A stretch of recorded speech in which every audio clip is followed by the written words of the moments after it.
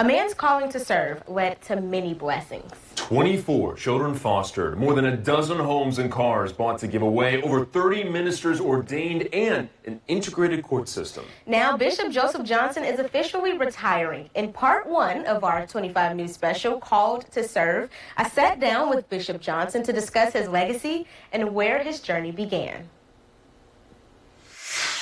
He helped us buy a home. He put my brother through college. He put my nephew through college, bought his home. If you see a need, he'll fulfill it. He's always been a beacon of hope and for support for so many people. Bishop Joseph Johnson is a man who's lived a marvelous life, leaving his mark everywhere he goes. His story begins in 1935 in Benoit, Mississippi. Born a triplet, Joseph is the 12th child of 17, far more than he says his 72-year-old father ever wanted. Dad never got over it. He was one of those fathers that never shook my hand, hugged me at all.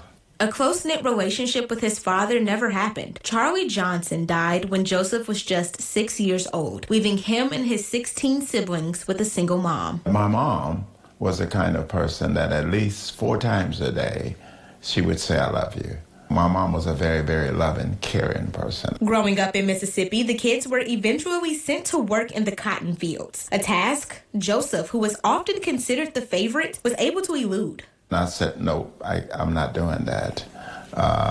And she let me get away with it until I was 17. So he sought a way out. He knew he did not fit in the South. He knew that, hard labor was not his portion.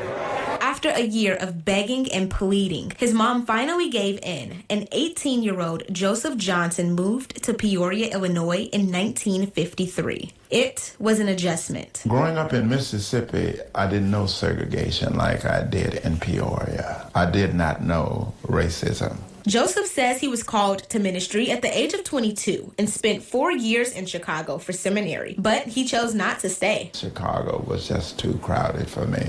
So on the night of graduation, I was already packed, and I moved to Peoria that night. Once back in the River City, Joseph served as a community worker for the Department of Corrections for 17 to 18 months, accompanying young people who appeared in court alone. I wanted to work with young folks, perhaps because Dad didn't work with me.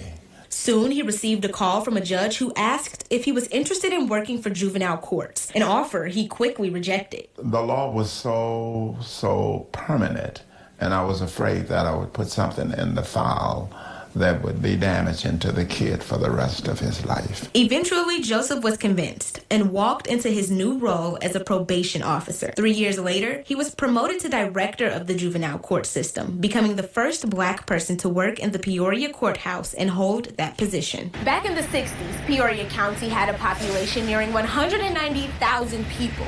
5.4% of them were Black, but they made up 90% of the cases. They didn't provide counseling for Black kids at that time. I changed that situation. Joseph not only provided resources, but also implemented programs necessary for community success. It was a need, and nobody objected. In March of 1968, a decade into his time at the courthouse, Joseph Johnson was chosen to pastor Star of Hope Baptist Church, now known as Star of Hope Full Gospel. When I went there, they was basically 2 years behind in paying their present pastor salary. He didn't receive a paycheck from the church for 38 years. Despite the financial hardships, the congregation welcomed him. However, his standards sent some out the door.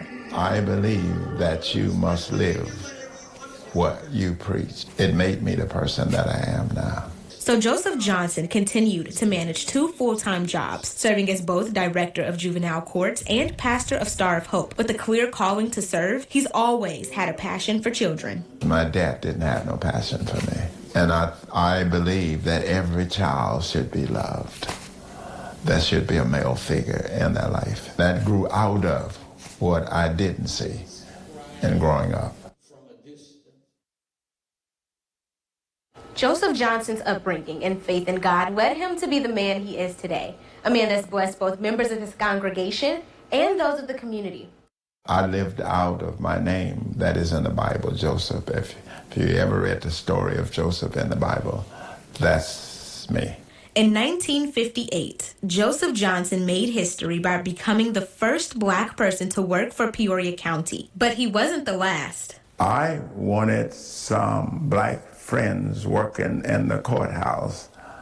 When it was time to go out to lunch, I wanted somebody that looked like me to have lunch with. So he took action. I would ask the chief judge, when you're going to hire another black person, we can't find one that is qualified. And I said, why don't you put personnel in my department? Over the course of 5 years, Joseph hired more than 161 black men, completely integrating the courthouse. Even if other people didn't like you or didn't think you were qualified, if he felt that you was qualified, he hired you. He made good choices.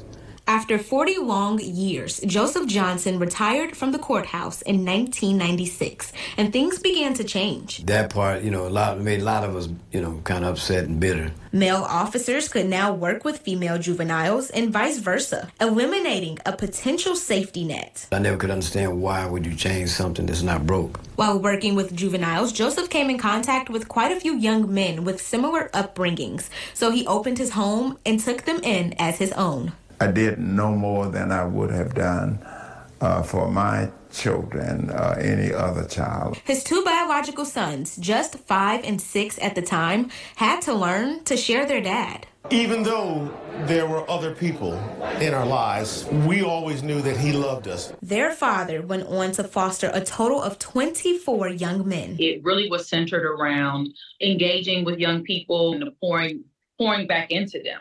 Joseph also served as a beacon of hope within the church, having mentored several religious leaders. He was the pioneer that opened the floodgates for women and their acceptance in the ministry. Here in Peoria, Pastor Frances Keenan is one of over 30 women ordained by the bishop, now pastoring her own church. The bishop has always considered himself to be one of God's chosen people, which led to a whole lot of zeros. While officiating a wedding, the bishop was approached by an unknown woman. Her husband had died. He left me his stock. Joseph accepted the stock and didn't touch it for years. When I cashed it in, it was $2 million. And the Lord said, that's not your money. And I said, yep. Joseph sent 30 kids to college, bought 33 cars, purchased 12 homes, and more, being a blessing to so many.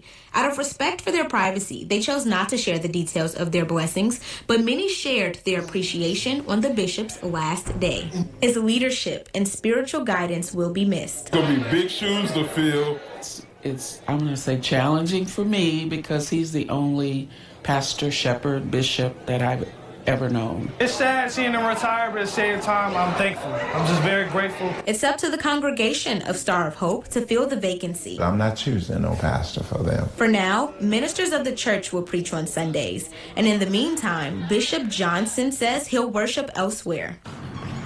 After all that he's done, you won't see Bishop Joseph Johnson's face hanging on the walls of the Peoria County Courthouse, honoring him for his impact and good deeds. However, the street where Star of Hope stands was renamed in his honor. But Joseph says he didn't do it for the recognition. It was not me. It was him that did it through me. He didn't charge me anything. Though this chapter of the bishop's life has officially come to an end, his work on earth is far from over. I will always find somebody to help. I will always find somebody's son or daughter to send to college. I will always find somebody to pray for.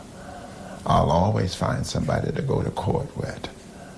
So I'll never quit doing what I was created to do. The bishop says he'll find ways to keep busy, adding that no job is too small. He plans to work with senior citizens and return to the courthouse to join families as they and their loved ones face the judge. He also tells me that he may end up writing a book.